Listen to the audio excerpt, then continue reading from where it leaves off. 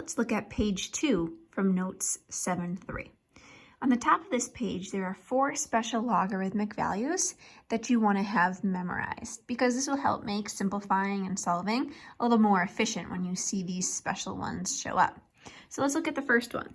The first one is when we're taking the log of a base and we're taking the log of 1.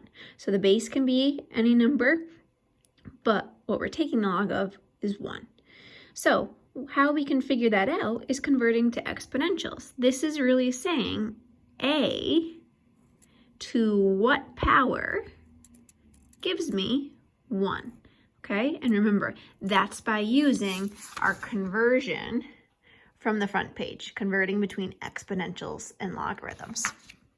So let's think about that. No matter what a is, what should I raise it to get 1? And that is the 0 power. Anything to the 0 power gives me 1. So when you see a logarithm of 1, it'll always be 0, no matter what the base is. Let's check out number 2. This one is saying if your base and what you take the log of are the same, we'll always have a special value. So it could be the log base 7 of 7, the log base 12 of 12.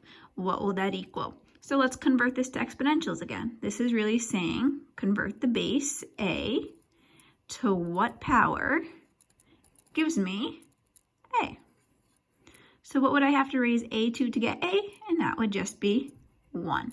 So whenever you see a logarithm where the base and what you're taking it of is the same, it'll always be 1. Let's check out number 3. This one is very similar.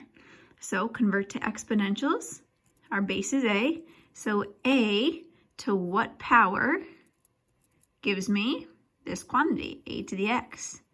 So for these two statements to be true, our bases are the same, so that means our exponents would have to be the same. So this would be x. Let me give you one example of this. If I said log of 8 to the 8/9, what this would be is since the base and what we're taking the log of is the same, they just cancel and you'll be left with what the exponent was. So that would just equal 9, okay? And now this one is an exponential, so let's convert it to logarithmic form.